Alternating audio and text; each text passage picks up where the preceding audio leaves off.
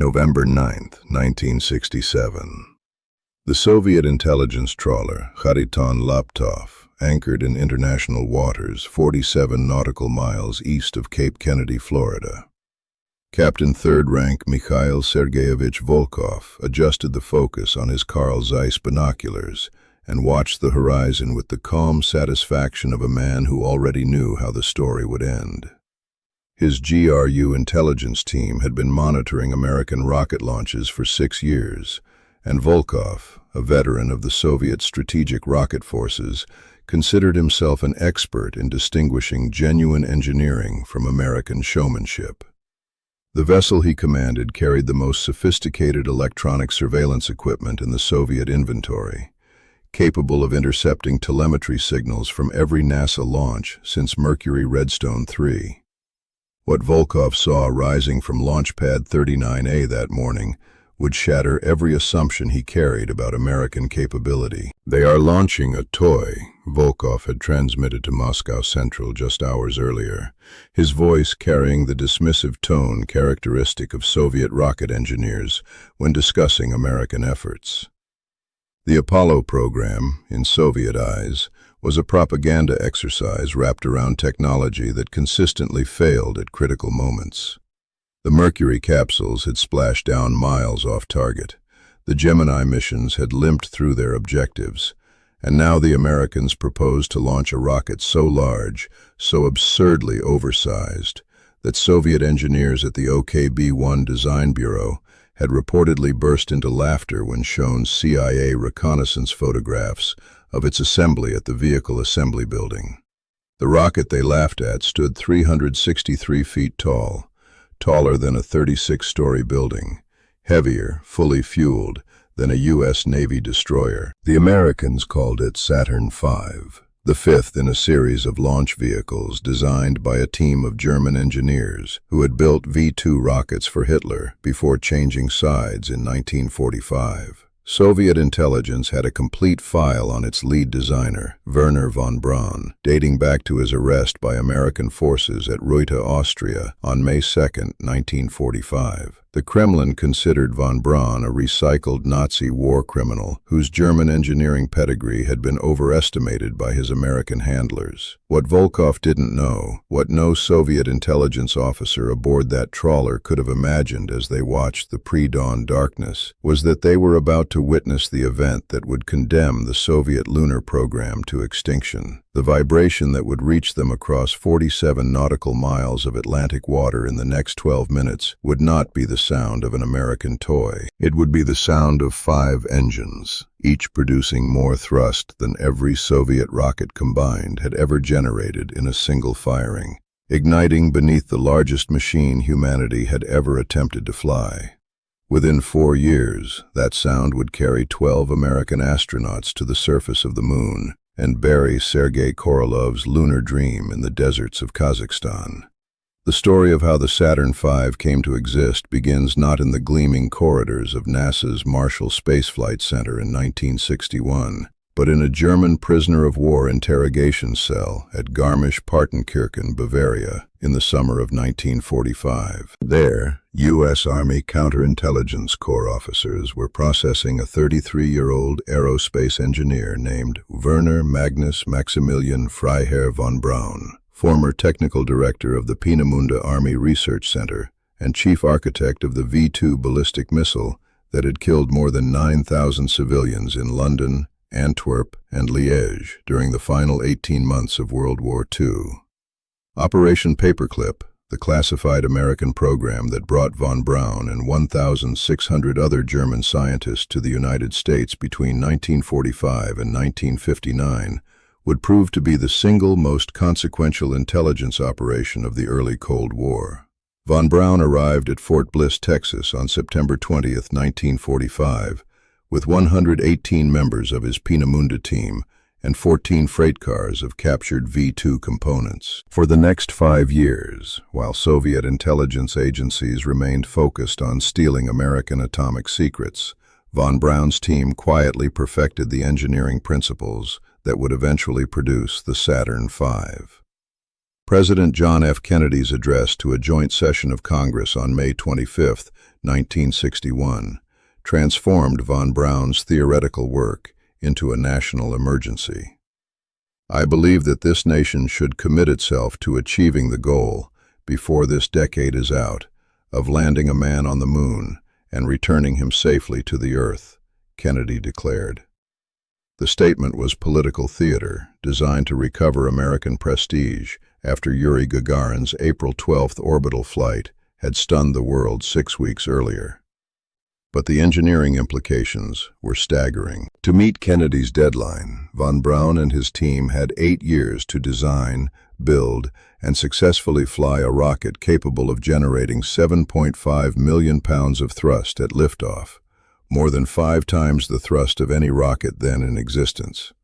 On the Soviet side, the man tasked with answering Kennedy's challenge was a name no one outside the highest levels of the Politburo was permitted to know. Sergei Pavlovich Korolev, born in Zhytomyr in 1907, had been arrested during Stalin's Great Purge on June 27, 1938, and sentenced to 10 years in the Kolyma Gulag for alleged sabotage of Soviet rocket research. He had survived 6 years in the labor camps before being transferred to a Sharashka, a prison design bureau, where his obvious genius made him too valuable to leave breaking rocks in the Arctic. By 1961, Korolev was chief designer of the OKB-1 bureau outside Moscow and the architect of every Soviet space triumph from Sputnik to Vostok.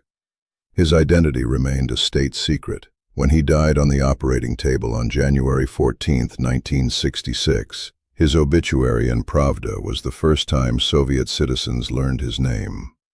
In the early 1960s, the Soviet program held every meaningful advantage. The Soviet R-7 booster, derived from the world's first intercontinental ballistic missile, had launched Sputnik on October 4, 1957, Yuri Gagarin on April 12, 1961, and Valentina Tereshkova on June 16, 1963.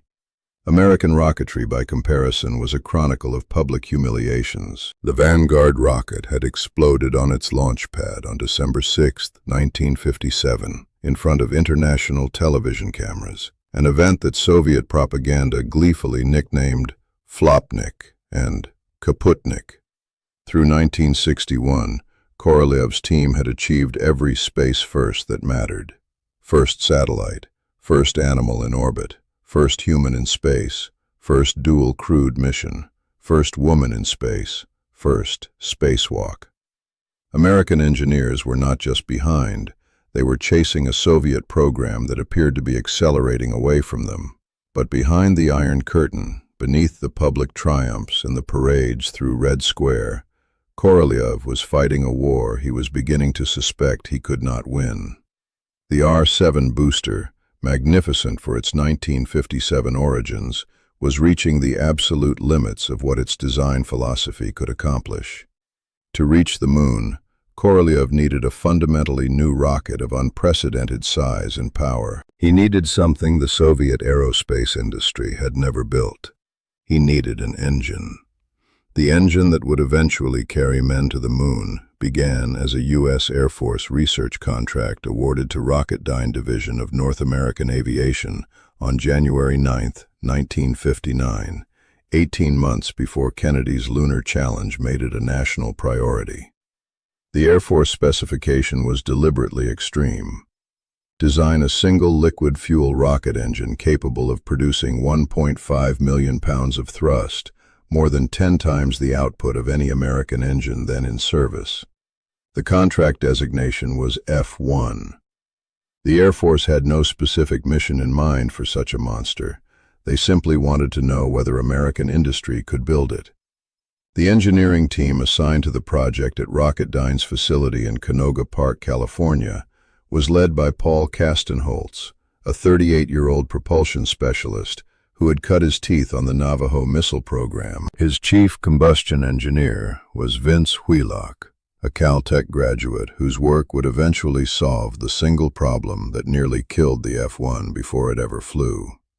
The team that gathered in the Canoga Park design rooms in early 1959 understood from the first day that the F-1 was not an evolution of existing technology. It was an entirely new category of machine, and nothing in the existing American or Soviet rocket inventory could serve as a useful reference point. The numbers governing the F-1's design existed at the outer edges of what physics and metallurgy could tolerate. The engine would burn 5,683 pounds of liquid oxygen and refined kerosene every second at full thrust. Its turbopump would deliver propellants at a rate of 42,500 gallons per minute, enough to drain an Olympic swimming pool in 15 seconds. The combustion chamber would operate at temperatures exceeding 5,800 degrees Fahrenheit, hot enough to vaporize tungsten.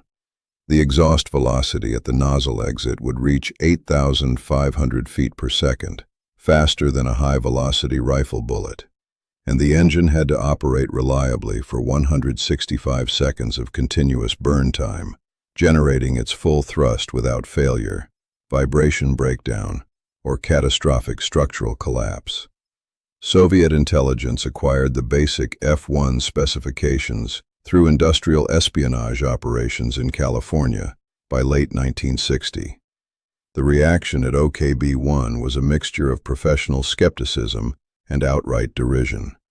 Vasily Mishin, Korolov's deputy, and the man who would eventually inherit the Soviet lunar program after his death, examined the American figures and pronounced them theoretically impossible to achieve in a single combustion chamber. The dominant Soviet rocket engine philosophy, championed by Valentin Glushko at OKB 456 in Khimki, held that high thrust requirements were better met by clustering multiple smaller engines rather than scaling up a single chamber. The R-7 that had launched Gagarin used 4 strap-on boosters, each with 4 combustion chambers, for a total of 20 separate combustion chambers operating in parallel. Mishin and Glushko both believed the Americans would discover, at enormous expense, that you could not simply build a Soviet engine 5 times larger and expect it to work. For nearly 2 years, they appeared to be correct. The first F-1 test firings at the Edwards Air Force Base rocket site, beginning in March 1959, were a procession of catastrophic failures. The fundamental problem was a phenomenon called combustion instability, a destructive oscillation in which pressure waves inside the combustion chamber resonate with the natural frequency of the propellant flow and amplify themselves into spike pressures that can destroy the engine within milliseconds. On a small engine, combustion instability is a manageable engineering challenge. On an engine the size of the F-1, with a combustion chamber large enough for a man to stand inside, the destructive forces were unprecedented in the history of rocketry. Between 1959 and 1961, Rocketdyne destroyed F-1 prototype after F-1 prototype. The engines did not simply fail. They detonated with explosive force, throwing turbopump fragments hundreds of feet across the desert test stands and reducing months of fabrication work to charred wreckage in seconds. By 1962, Kastenholz and his team had logged 44 major test failures and stood on the verge of having the program canceled. Soviet intelligence reports, forwarded to the Politburo that year, described the F-1 program with phrases that would later seem deeply ironic. Technically ambitious but fundamentally unsound, wrote one GRU analyst. The Americans are attempting to compensate for their engineering deficiencies through brute force scaling. The results have been predictably destructive. The breakthrough came not from a single elegant insight, but from an industrial brute force approach so characteristically American that Soviet engineers would later cite it as the moment they began to understand what they were facing.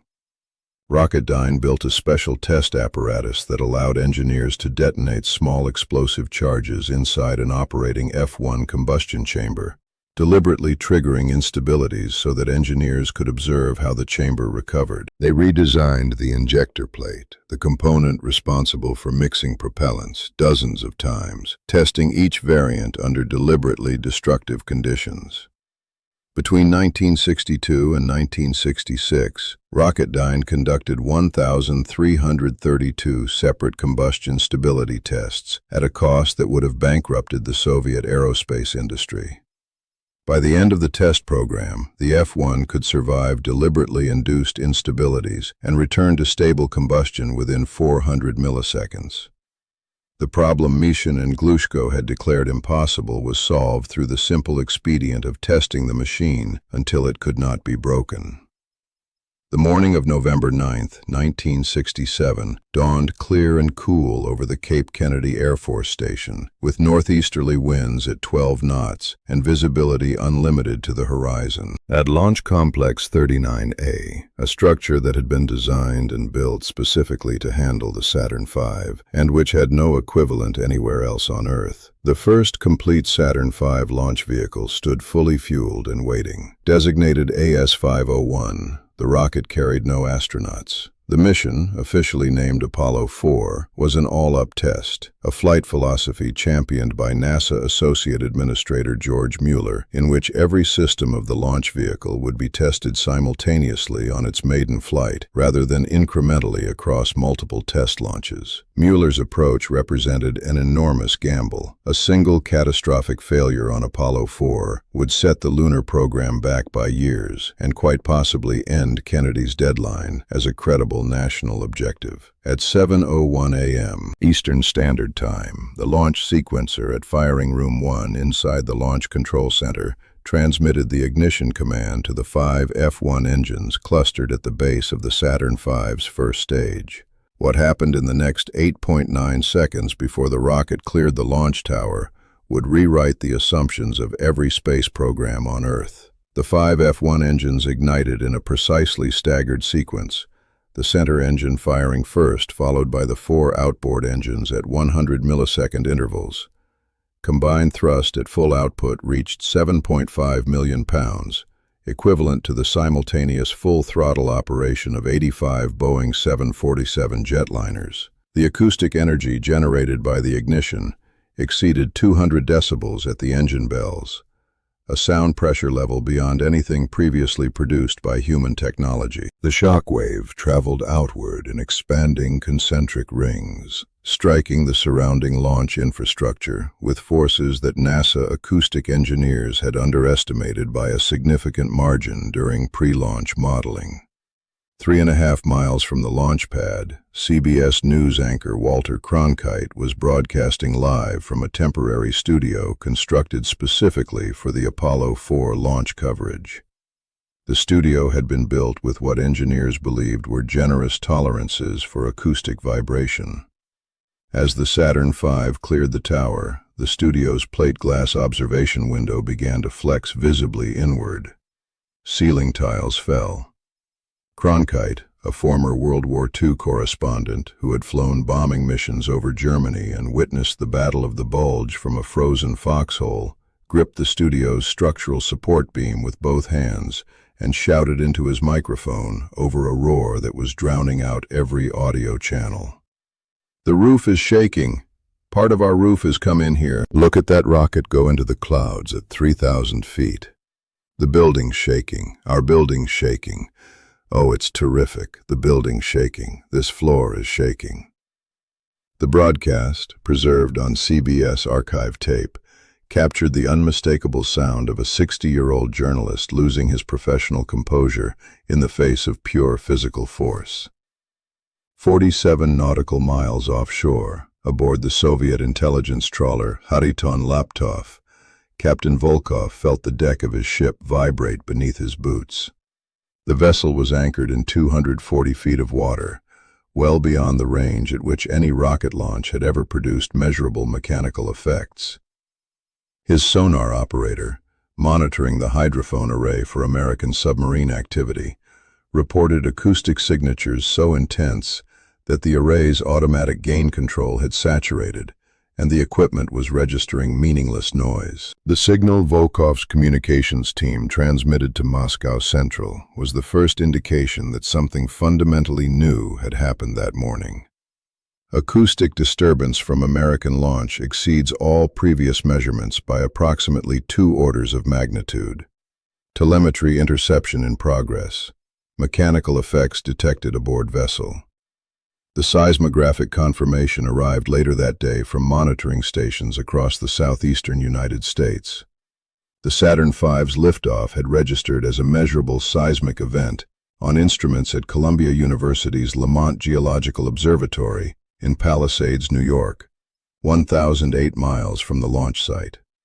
The U.S. Geological Survey monitoring station at Cumberland Plateau in Tennessee recorded ground motion equivalent to a magnitude 2.0 earthquake. Nothing in the history of human engineering had ever produced a controlled energy release sufficient to register on geological instruments at continental distances. Inside Firing Room 1 at the Launch Control Center, von Braun watched the AS-501 stack climb through 5,000 feet on the closed-circuit television monitors. He had endured 8 years of public skepticism, congressional hearings, budget battles, and the persistent Soviet narrative that his German engineering credentials had been overestimated. He turned to George Miller and spoke 5 words in his still thick Bavarian accent that NASA technicians within hearing distance would later remember for the rest of their lives. Now they will believe us. The full telemetry analysis from the Khariton Laptev reached the GRU's 6th Directorate headquarters on Horoshovskoye Highway in Moscow within 72 hours of the Apollo 4 launch. The report, classified sovershенно sekretno, top secret, and stamped for distribution to a list of fewer than 40 named recipients, contained engineering conclusions that contradicted nearly every assumption Soviet aerospace planners had held since the F-1 program was first identified in 1960. The Americans had not only solved the combustion instability problem that Glushko had declared impossible, they had built 5 such engines, integrated them into a launch vehicle the size of a battleship, and flown the entire assembly successfully on its maiden flight. The all-up test philosophy that Soviet engineers had ridiculed as reckless American hubris had been vindicated in a single morning above the Florida coast. The man who received the most devastating personal blow from the GRU report was Vasily Pavlovich Mishin, the 50-year-old engineer who had inherited the Soviet lunar program after Sergei Korolov's death on the operating table at the Kremlin hospital on January 14, 1966. Mishin had been Korolov's deputy for 16 years, and he possessed the technical credentials to lead OKB-1, but he lacked his predecessor's 2 crucial assets: Korolov's political relationships inside the Kremlin and Korolov's ability to force consensus among the warring chief designers of the Soviet aerospace industry. Where Korolev had been a force of nature, capable of bending bureaucrats and rival engineers to his will, Mishin was a careful technocrat who managed by committee and consensus. The Soviet lunar program he inherited was already fragmented, underfunded, and behind schedule. Apollo 4 transformed it from a difficult engineering challenge into a national crisis. On November 16, 1967, 7 days after the Saturn V's maiden flight, Mishin convened an emergency technical conference at the OKB-1 facility in Kaliningrad, outside Moscow. The minutes of that meeting, declassified in 1994 and published in the memoirs of Boris Chertok, reveal the moment Soviet engineers privately admitted what they would not say publicly for another 24 years. The Americans have demonstrated propulsion capabilities that exceed our most optimistic projections for the N-1 first stage, Mishin told his senior staff. We must assume that they will achieve a manned lunar landing within 24 to 30 months. Our program must be accelerated by every available means, or it will become irrelevant before it can fly.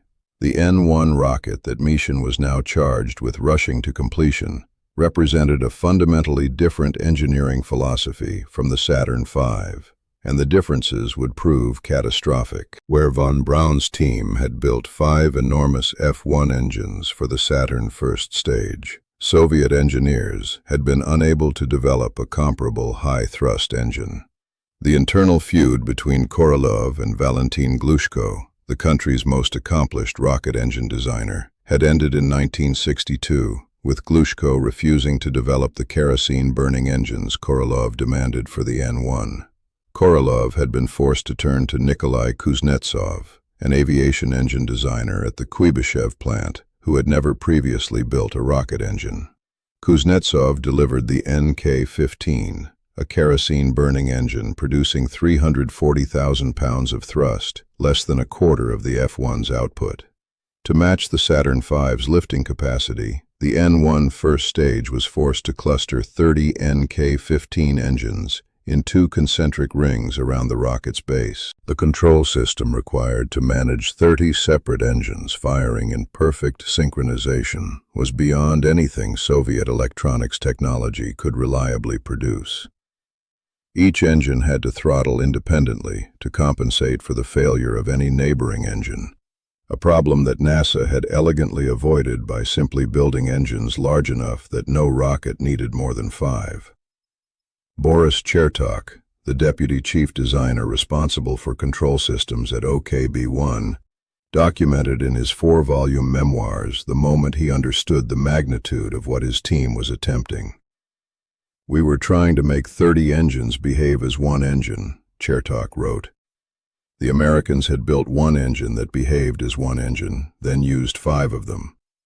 They had solved through metallurgy what we were attempting to solve through cybernetics.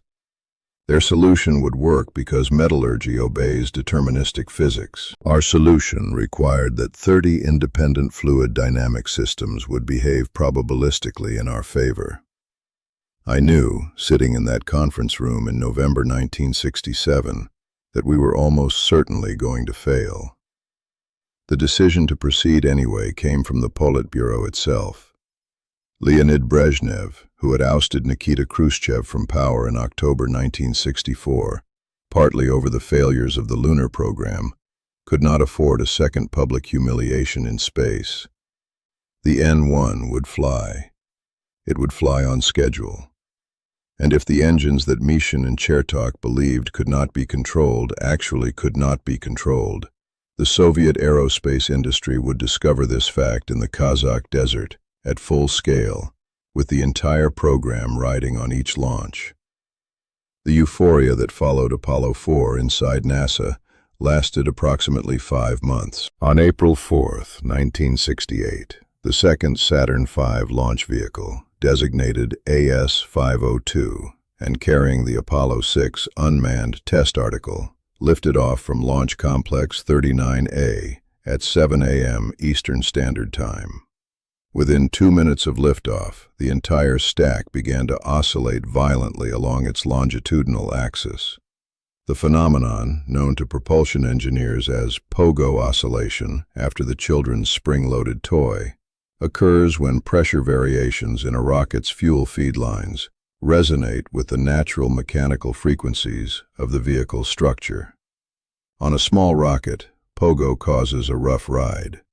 On a vehicle the size of the Saturn V, with 240,000 gallons of liquid oxygen sloshing through aluminum plumbing the diameter of a sewer main, pogo had the potential to tear the rocket apart in flight. The Apollo 6 vehicle survived. 2 of its second-stage J-2 engines shut down prematurely. The third-stage engine failed to restart in orbit as planned. The command module re-entered at lower velocity than its lunar return profile required. By any objective measure, Apollo 6 was a partial failure that exposed serious deficiencies in the Saturn V's design.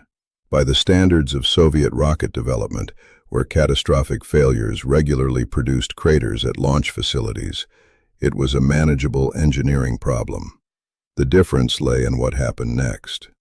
NASA's response to the Apollo 6 anomalies demonstrated the American industrial advantage that von Braun's German engineers had quietly recognized since their arrival at Fort Bliss in 1945.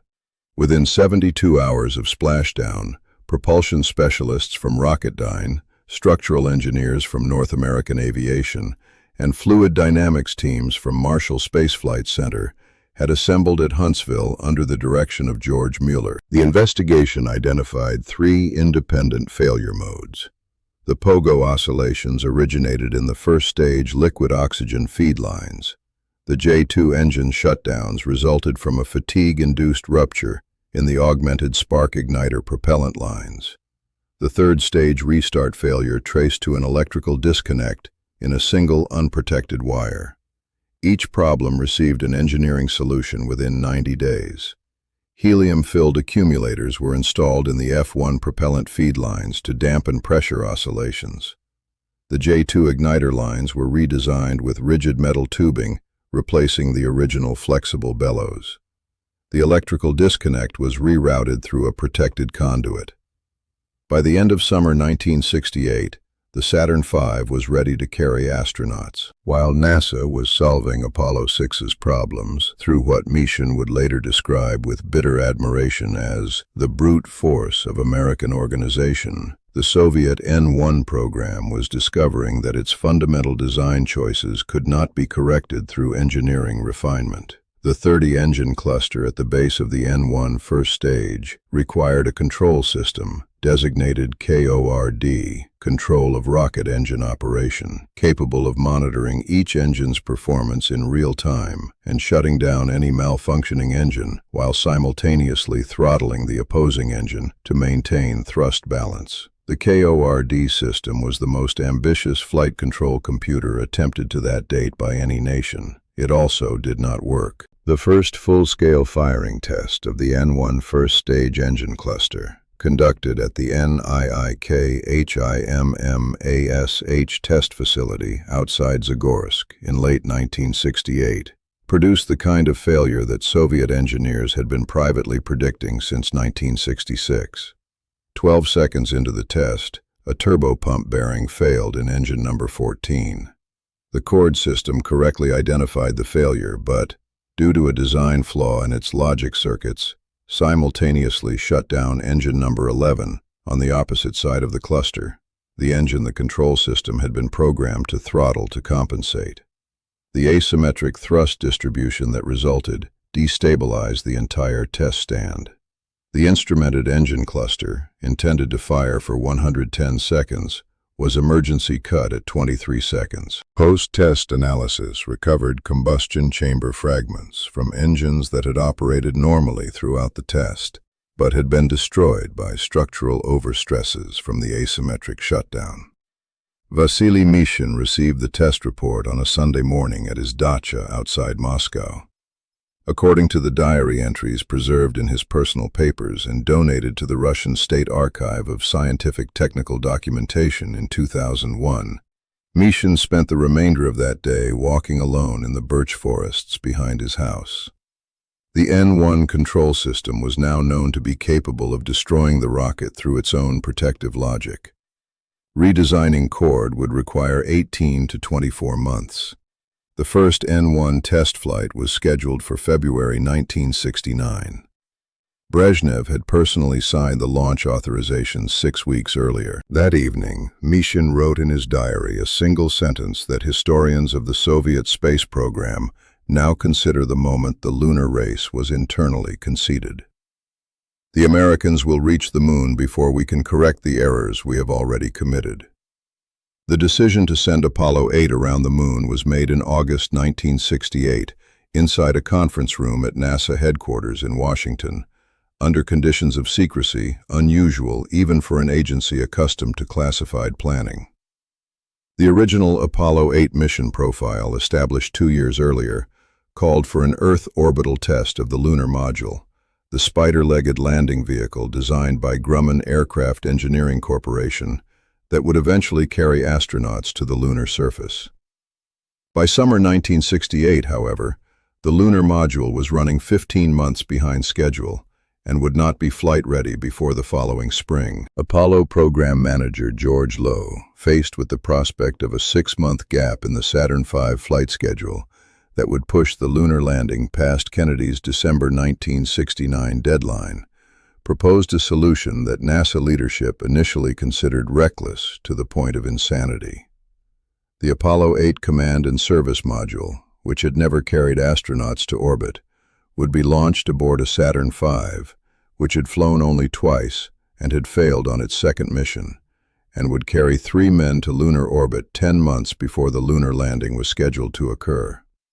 The crew assigned to fly the mission consisted of Frank Borman, a 40-year-old Air Force colonel and West Point graduate who had commanded Gemini 7 in 1965, James Lovell, a Naval Academy graduate and Borman's Gemini 7 crewmate, and William Anders, an Air Force major who had never flown in space. None of the three men was informed of the lunar orbit profile until August 19, 1968. When Director of Flight Crew Operations Deke Slayton walked into Borman's office at the Manned Spacecraft Center in Houston and asked him a single question. "Frank, how would you like to go to the moon?"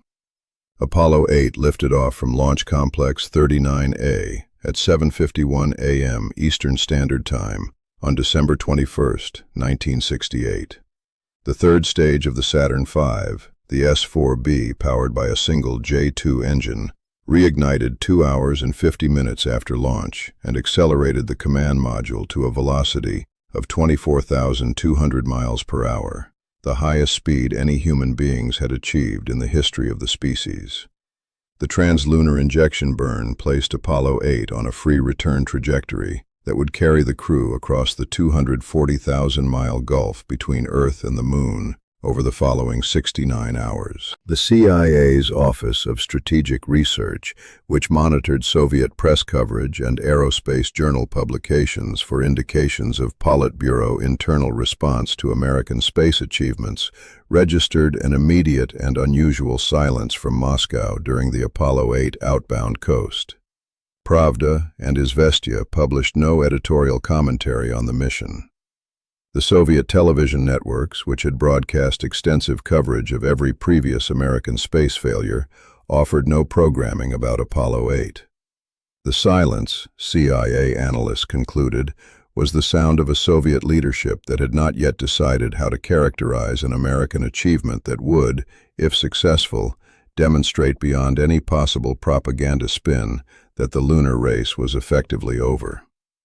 At 4:59 a.m. Eastern Standard Time on December 24, 1968, Apollo 8 fired its service propulsion system engine for 4 minutes and 7 seconds, decelerating into lunar orbit at an altitude of 60 nautical miles above the surface of the Moon.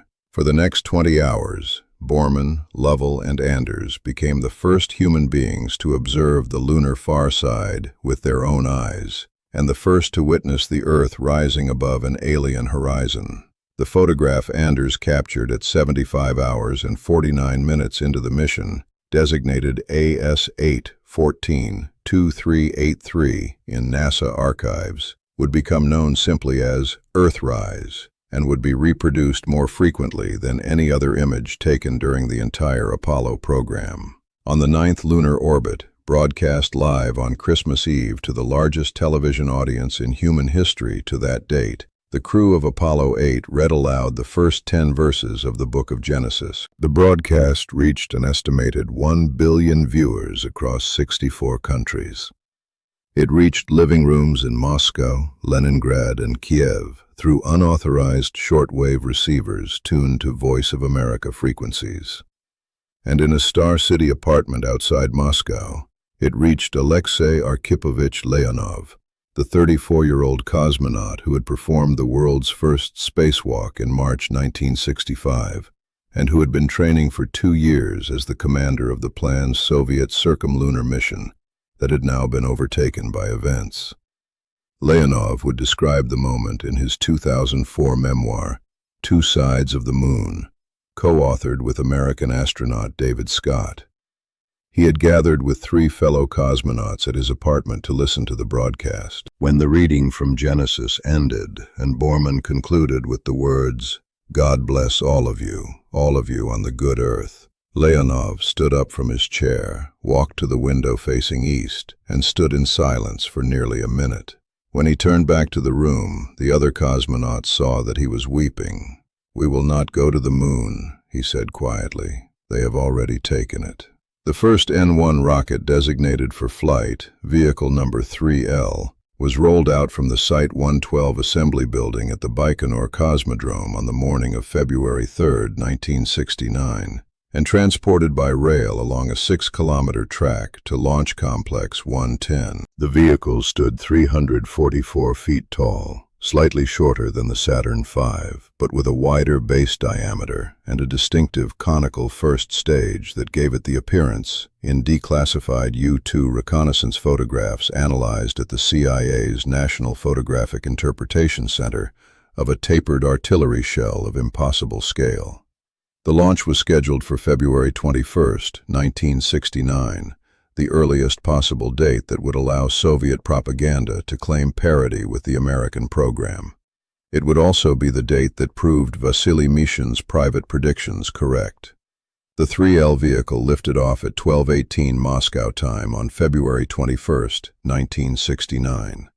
For 66 seconds, the rocket climbed normally on the combined thrust of its 30 NK-15 engines. At 67 seconds, a turbopump bearing in engine number 12 failed, releasing high-pressure liquid oxygen into the engine compartment. The chord control system, exhibiting precisely the malfunction that had been identified in the Zagorsk ground tests but had never been corrected, shut down both engine 12 and engine 24 on the opposite side of the cluster. At 68 seconds, a fire that had erupted in the engine compartment severed the control cables to the remaining engines. At 70 seconds, cord shut down all 30 engines simultaneously. The 3L vehicle, now ballistic and traveling at approximately 2,500 feet per second, fell back toward Earth and impacted in the Kazakh desert 30 miles downrange.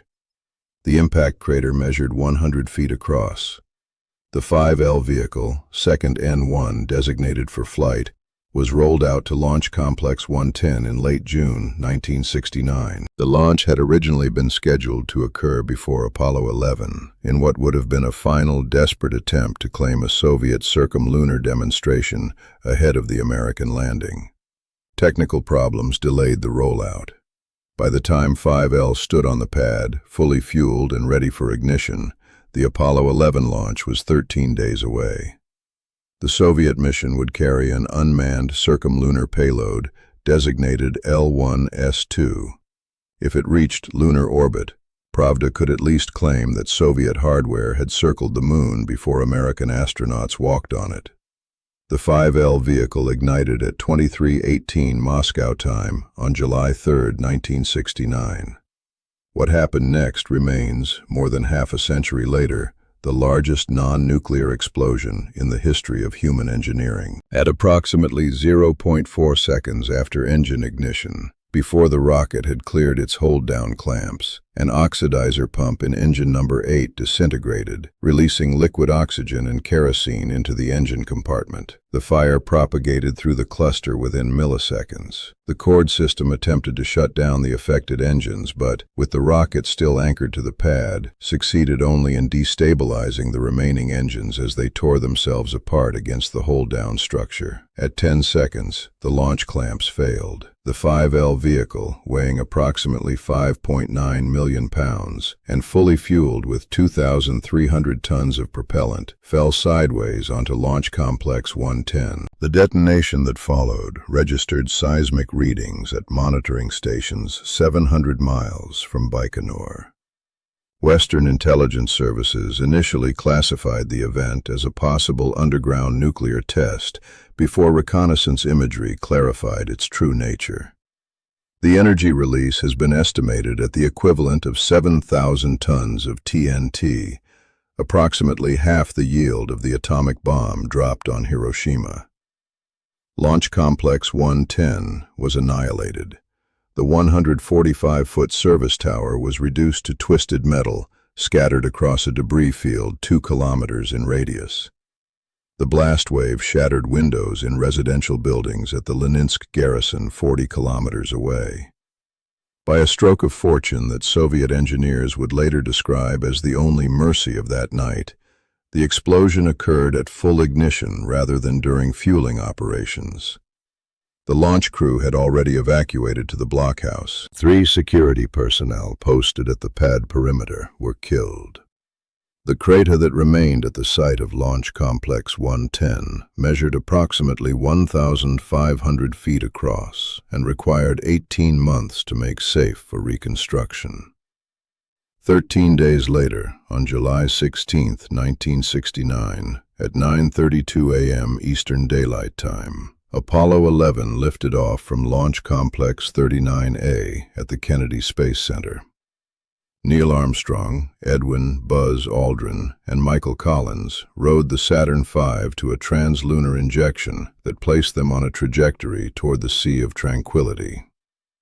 At 4:17:39 p.m. Eastern Daylight Time on July 20, 1969, the lunar module Eagle touched down on the lunar surface.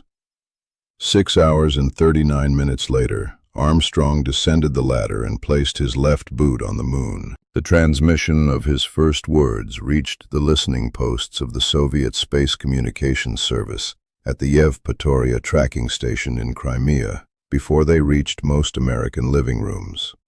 The duty officer at Yevpatoria, a 31-year-old captain named Boris Pokrovsky, recorded the moment in his shift log with 5 words: "The Americans are on the moon."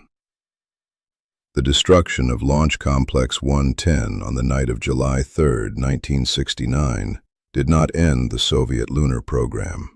It merely confirmed what the program's senior engineers had privately understood since the failed Zagorsk ground tests of late 1968. The N-1 could not be made to work within the timeframes that political reality permitted. Yet the Politburo, having committed billions of rubles and the prestige of Soviet science to the lunar effort, could not bring itself to acknowledge defeat. 2 additional N-1 launches were authorized, more from institutional inertia than from any rational expectation of success. Both would fail. Both would be classified beyond the reach of Soviet citizens for nearly 2 decades. The 6L vehicle, third N-1 to fly, lifted off from the rebuilt Launch Complex 110 on June 27, 1971, 23 months after the 5L catastrophe.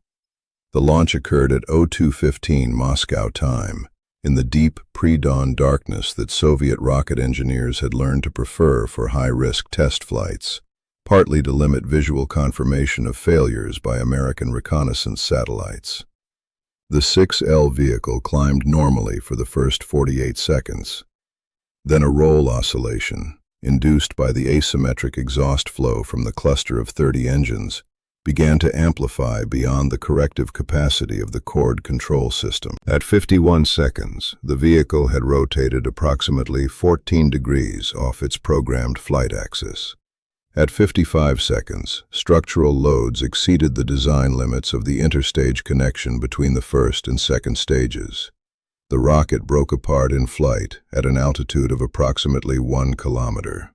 The wreckage scattered across 20 square kilometers of the Kazakh steppe. The 7L vehicle, the fourth and final N-1 to fly, was launched on November 23, 1972. By this date, Apollo 17, the final American lunar landing mission, had already been scheduled for the following month. The Soviet program was now competing not against an active American effort, but against the historical record itself. The 7L vehicle ignited normally, climbed for 1 minute and 7 seconds, and exploded when a propellant feed line rupture in the first stage triggered a fire that destroyed the engine cluster. The Tupolev Tu-16 reconnaissance aircraft that had been dispatched to photograph the launch from a safe distance recorded the moment of detonation on film that would remain classified within the Soviet Ministry of Defense until 1989. The decision to terminate the N-1 program was made in stages between February and May 1974. The proximate cause was the appointment of Valentin Glushko as chief designer of the newly consolidated NPO Energia, the Soviet aerospace conglomerate created by Politburo decree on May 22, 1974. Glushko, the engine designer whose feud with Korolev a dozen years earlier had forced the N-1 onto its disastrous 30-engine architecture, had finally accumulated the political authority to impose his preferred technical vision on the Soviet space program. His first executive order, signed within hours of his appointment, was the formal cancellation of all N-1 development and testing activities. The order that followed 2 weeks later remains one of the most extraordinary acts of institutional vandalism in the history of aerospace engineering. Glushko directed that all completed and partially completed N-1 vehicles, all spare engines, all assembly tooling, all test stand infrastructure, and all technical documentation relating to the program be physically destroyed. The 2 N-1 vehicles that remained in storage at Baikonur, designated 8L and 9L, and representing approximately 80% of completed assembly work, were cut apart with industrial torches and sold as scrap metal. The 150 NK-15 engines that Nikolai Kuznetsov had delivered to the program were ordered demolished. Kuznetsov, in an act of professional defiance that would not be discovered until 1996, hid 60 of the engines in a sealed warehouse at the Kuybyshev plant, where they remained undisturbed for 22 years. When American aerospace engineers from the Aerojet General Corporation eventually examined the surviving NK-15 engines under a post-Soviet technology transfer agreement in 1995, they pronounced them more thermodynamically efficient than any rocket engine then in American service. The public erasure of the Soviet lunar program proceeded in parallel with its physical destruction. Soviet press coverage of the failed N-1 launches had been minimal, even at the time. With the program's cancellation, the existence of the rocket itself became a state secret. The cosmonauts who had trained for lunar missions, Alexei Leonov among them, were reassigned to Earth orbital programs and forbidden to discuss their lunar preparations. The official Soviet position, repeated by government spokesmen and printed in Pravda throughout the 1970s and 1980s, was that the Soviet Union had never possessed a serious manned lunar landing program. The Americans, the official narrative held, had pursued a costly and frivolous propaganda exercise. The wiser Soviet program had concentrated on practical Earth orbital science. This denial would remain Soviet state policy until August 18, 1989, when the magazine Ogoniok published the first photographs of the N-1 rocket and broke the silence that had concealed Soviet defeat for 20 years. The collapse of the Soviet Union in December 1991 opened the archives, the testing facilities, and eventually the mouths of the engineers who had spent 30 years forbidden to discuss what they had attempted and failed to build. The transformation of Russian engineering opinion regarding the Saturn V did not occur in a single moment of public revelation. It occurred gradually, in interviews and memoirs and technical conferences conducted between 1992 and the early 2000s, as men who had spent their professional lives believing American aerospace engineering was overrated finally examined that engineering at close range and reached conclusions that contradicted everything Soviet propaganda had taught them. Vasily Mishin, who had inherited the lunar program from Korolev and had borne the institutional blame for its failure, gave his first extensive Western interview in 1990 to the British journalist James Harford for what would become the definitive biography of Sergei Korolev. Mishin was 73 years old. He had been removed from his position as chief designer of OKB-1 in May 1974, the same month Glushko had ordered the destruction of the N-1 hardware. For 16 years he had been forbidden to discuss the program publicly. Harford's questions in 1990 elicited responses that surprised the interviewer with their directness. "We attempted to do with 30 engines what the Americans accomplished with 5, Mishin told Harford. The Americans understood that the path to the moon ran through Rocketdyne's combustion stability test program. We tried to find a way around that program because we did not believe Glushko could deliver an F-1 equivalent. We were wrong about what was possible. The Americans were correct, and we paid for our error with the moon." Boris Chertok, who had served as deputy chief designer responsible for control systems, and who had privately predicted the cord failures as early as November 1967, lived to be 99 years old, and used his final 2 decades to write the most detailed memoir of Soviet rocket engineering ever produced. His 4-volume work, Rockets and People, published in Russian between 1994 and 1999, and translated into English by NASA between 2005 and 2011, contains the most candid assessment any senior Soviet engineer ever delivered of the Saturn V program. "I have spent 50 years in rocket engineering," Chertok wrote in the final volume. "I have seen what von Braun's team accomplished. I have examined the F-1 engine. I have studied the Saturn V flight records. The conclusion that follows from this examination is one we could not accept in 1969, but which I accept now as an old man writing for history.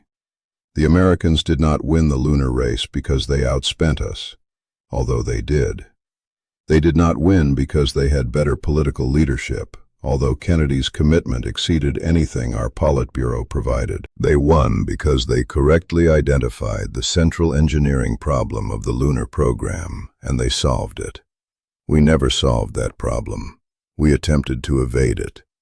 The Saturn V was the product of solving the problem. The N-1 was the product of evading it.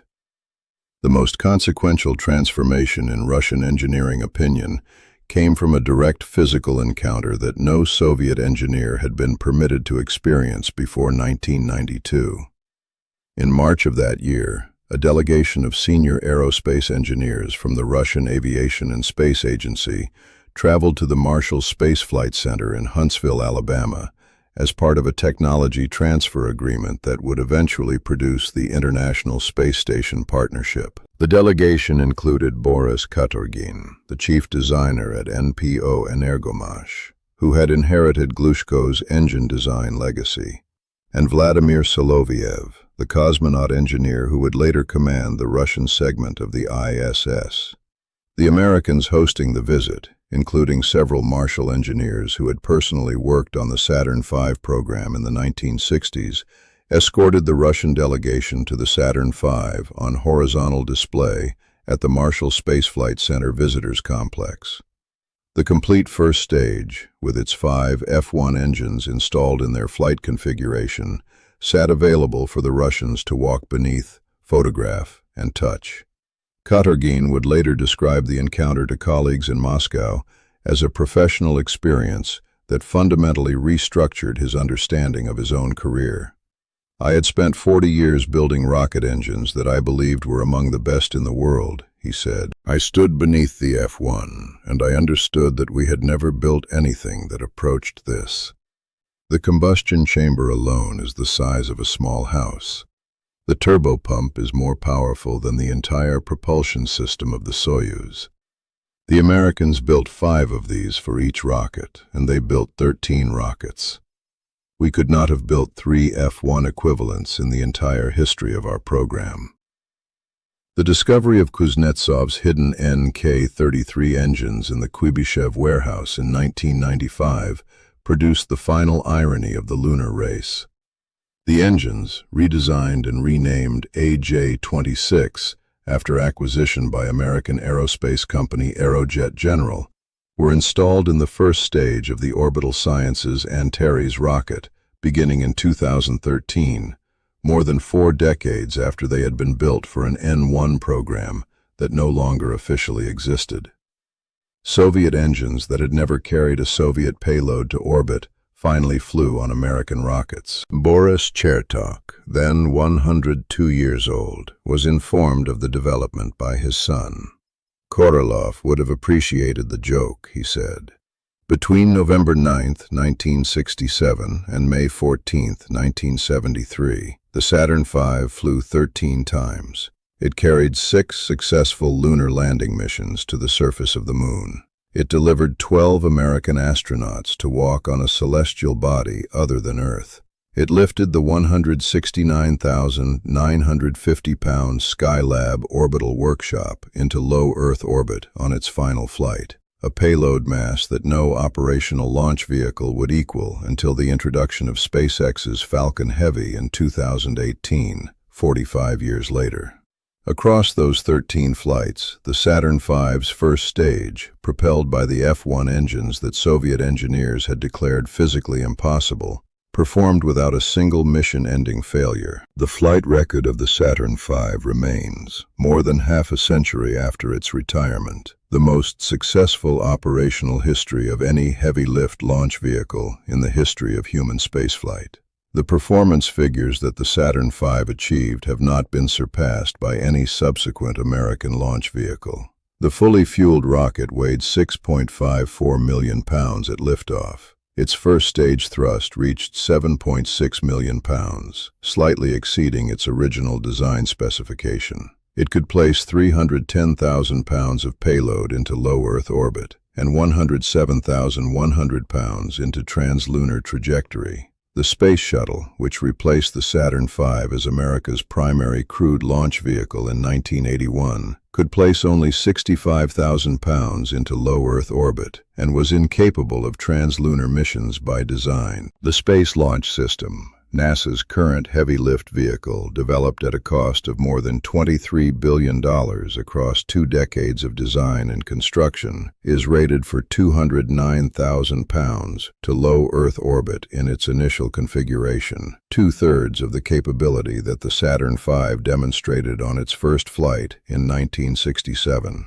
The reasons no subsequent program has matched the Saturn V's performance comprise the most uncomfortable engineering legacy of the Apollo era. The F-1 engine was not merely a powerful rocket engine. It was an engine built by a specific industrial workforce, using specific manufacturing techniques, with specific institutional knowledge that has not survived the intervening decades. The combustion chamber of the F-1 was manufactured by hand, brazing thousands of individual nickel alloy tubes onto a forged steel jacket, a process that required artisanal welding skills that Rocketdyne developed over 15 years, and that the company did not document in a form that could be transferred to a later workforce. When NASA engineers at the Marshall Space Flight Center began the Saturn V Heritage Project in 2012, attempting to reconstruct the F-1 manufacturing process from surviving documentation and the recollections of retired Rocketdyne employees, they discovered that approximately 40% of the original manufacturing knowledge no longer existed in any retrievable form. The men who had built the F-1 had died, retired, or scattered, and the techniques they had developed had not been preserved. The deeper truth, which both American and Russian engineers have acknowledged in technical conferences over the past 2 decades, is that the Saturn V represented a peak of industrial capacity that the United States no longer possesses. The rocket was built by a workforce of approximately 400,000 people, distributed across 20,000 industrial contractors in 48 states. It consumed 4% of the federal budget at the height of the program. It mobilized aerospace, metallurgical, electronics, and chemical industries in a coordinated effort that has no peacetime equivalent in American history. Boeing built the first stage at the Mishin assembly facility in Louisiana. North American Aviation built the second stage at Seal Beach, California. Douglas Aircraft built the third stage at Huntington Beach. IBM built the instrument unit at Huntsville. Grumman built the lunar module on Long Island. The integrated effort, sustained across a decade, has not been attempted by any nation in the half-century since. The 13th and final Saturn V launch occurred at 1:30 p.m. Eastern Daylight Time on May 14, 1973, when the AS-513 vehicle carried Skylab into orbit. The launch was unmanned. The Apollo program had been formally concluded 5 months earlier, with the splashdown of Apollo 17. The Skylab launch suffered a partial failure during the boost phase, with the orbital workshop's micrometeoroid shield tearing free and damaging one of the main solar panels. The damage required astronauts to conduct emergency repairs during the first crewed Skylab mission 3 weeks later. The Saturn V itself performed flawlessly. It was the last time 5 F-1 engines fired in flight. The remaining Saturn V vehicles, including the AS-514 and AS-515 rockets that had been built and tested for missions canceled by congressional budget cuts, were never launched. They were donated to museums in the early 1970s. The complete Saturn V on horizontal display at the Marshall Space Flight Center, the rocket that the Russian delegation examined in 1992, is one of 3 intact Saturn V vehicles preserved in the United States. None has been disassembled for engineering study because the components, once separated, can no longer be reassembled by any workforce currently in existence. The numerical record of the lunar race, fully visible only after the declassification of Soviet program documents in the 1990s, reveals a competition whose ultimate scale defied the public perceptions on both sides during the years it was being contested. The Apollo program, from its inception under President Eisenhower in 1960 through its conclusion with Apollo 17 in December 1972, consumed approximately $25.4 billion in then-current expenditures, equivalent to roughly $180 billion in 2024 purchasing power. The Soviet lunar effort, including the N-1 development program, the L-3 lunar lander development, the L-K lunar lander prototypes, and all associated infrastructure, consumed an estimated 4.5 billion rubles between 1964 and 1974, equivalent to approximately $12 billion in then-current Western valuations. By every measure of expenditure, manpower, and industrial commitment, the American program operated at roughly 5 times the scale of its Soviet competitor. The flight statistics that emerged from this asymmetric competition trace a decisive technical outcome. The Saturn V flew 13 times between November 1967 and May 1973, achieved its primary mission objectives on every flight, suffered no loss of crew, and delivered 6 successful lunar landing missions. The N-1 flew 4 times between February 1969 and November 1972, achieved its primary mission objectives on 0 flights, killed 3 security personnel during the 5L catastrophe at Baikonur, and never delivered any payload to any destination. The reliability ratio of these 2 programs, when expressed mathematically, approaches infinity. The Saturn V flew 100% of its missions successfully. The N-1 flew 0% of its missions successfully. The payload capacity comparison establishes the technical magnitude of the American achievement. The Saturn V delivered 310,000 pounds to low Earth orbit and 107,100 pounds to translunar trajectory. The N-1, in its intended operational configuration, was designed to deliver 209,000 pounds to low Earth orbit and 51,200 pounds to translunar trajectory, approximately 2/3 of the Saturn V's translunar capability. Because the N-1 never successfully reached orbit, these specifications remain theoretical. The actual quantity of payload that Soviet lunar program hardware delivered to the lunar surface across the entire decade-long effort was 0 pounds, distributed across 0 successful flights, carrying 0 cosmonauts. The human casualty comparison reveals the asymmetric burden of failure. The Apollo program lost 3 astronauts in the Apollo 1 launch pad fire on January 27, 1967, during a plugs-out test that preceded the first Saturn V flight by 10 months. Gus Grissom, Ed White, and Roger Chaffee died in their command module before any operational Apollo flight occurred. No subsequent Apollo mission carried by the Saturn V resulted in the loss of a crew member. The Soviet space program during the same period lost cosmonaut Vladimir Komarov in the Soyuz 1 disaster on April 24, 1967, and cosmonauts Georgy Dobrovolsky, Vladislav Volkov, and Viktor Patsayev in the Soyuz 11 cabin depressurization on June 30, 1971. 3 security personnel died in the Baikonur explosion of July 3, 1969. The total Soviet casualties associated with the manned space program during the lunar race period reached 7 confirmed deaths, more than double the American total. The industrial mobilization comparison demonstrates the structural advantage that Soviet engineers identified after 1991 as the central explanatory factor in the American victory. The Apollo program at its peak employed 411,000 workers across 20,000 industrial contractors distributed through 48 American states. The peak workforce assembled by the Soviet lunar program reached approximately 100,000 workers across 1,400 contractor enterprises concentrated in Russia, Ukraine, and Kazakhstan. The ratio of American to Soviet industrial commitment, measured by personnel, was approximately 4-to-1. The ratio measured by total contractor enterprises was approximately 14-to-1.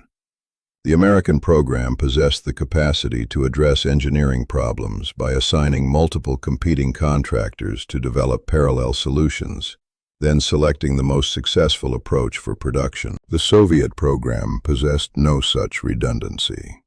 When a Soviet subcontractor failed, the program failed with it. The propellant mass that the Saturn V consumed across its 13 flights totaled 33,800 tons of liquid oxygen, refined kerosene, and liquid hydrogen. The first stage alone of a single Saturn V consumed 2,160 tons of propellant in 165 seconds of operation, a propellant flow rate exceeding 13 tons per second, equivalent to draining a railroad tanker car every 6 seconds. The acoustic energy generated at liftoff reached sound pressure levels of 204 decibels at the engine bells, exceeding the threshold at which atmospheric air molecules undergo physical dissociation. The thermal energy released by the F-1 engines across the 165-second first stage burn equaled approximately 190,000 kilowatt-hours, sufficient electrical energy to power 17,000 American homes for an entire day. These figures, taken together, describe the most concentrated, controlled energy release ever accomplished by human engineering for a peaceful purpose. The Saturn V did not simply win the lunar race. It established a benchmark of industrial and engineering capacity that, 53 years after its final flight, remains unmatched by any nation, any program, any rocket then operational or under development anywhere on Earth. Boris Chertok was 97 years old when he composed the final passage of the 4th volume of Rockets and People in the summer of 2009. He had outlived nearly every contemporary who had stood with him in the Kazakh desert during the catastrophic N-1 launches. He had outlived Korolev by 43 years, Mishin by 8, and his lifelong rival, Valentin Glushko, by 20. He had witnessed the collapse of the Soviet Union, the dissolution of the rocket industry he had spent his career building, and the strange afterlife in which Russian engines designed for a defeated lunar program ended their existence carrying American satellites into orbit. From the perspective of a man who had seen everything, Chertok wrote a paragraph that historians of the Cold War space race now regard as the definitive Russian assessment of what the Saturn V accomplished and why no Soviet equivalent ever flew. The Americans did not defeat us in the lunar race because they were braver than our cosmonauts, who were as brave as any men who ever lived. They did not defeat us because their engineers were cleverer than ours, who were among the finest in the world. They defeated us because they had built a civilization that could organize 400,000 workers across 48 states to pursue a single technical objective for 10 years without losing focus, without losing political will, and without surrendering to the 1,000 small failures that any program of such complexity necessarily encounters. We attempted the same thing. We discovered that our system, for all its discipline and all its sacrifice, could not sustain that level of coordinated effort. The F-1 engine was not merely an engine. It was the physical manifestation of an industrial society operating at its absolute peak. We had no equivalent to manifest.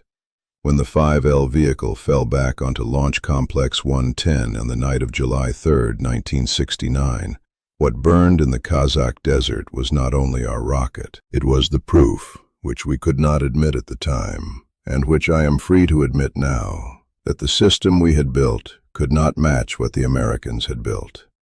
The Saturn V was the answer to a question we had asked and lost. The lunar race ended in December 1972, when the Apollo 17 command module America splashed down in the Pacific Ocean carrying Eugene Cernan, the last human being to walk on the moon. By the time these words are spoken, more than 53 years will have passed since any human being stood on a celestial body other than Earth.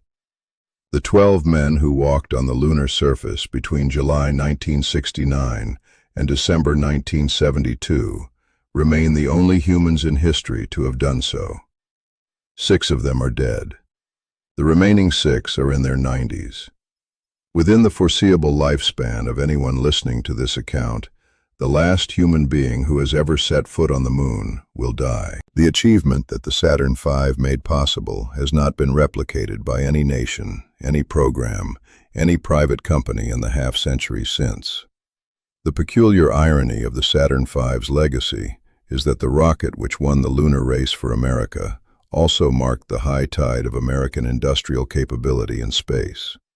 The Apollo program ended not because the technology failed, but because the political will that funded it dissolved into the disappointments of the early 1970s.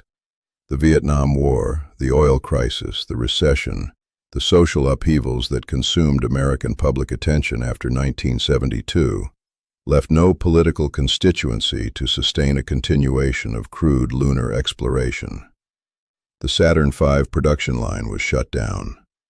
The vendors who had supplied its components diversified into other industries. The artisans who had hand-brazed the F-1 combustion chambers retired without training successors. The institutional knowledge that had produced the rocket dissipated within a single working generation.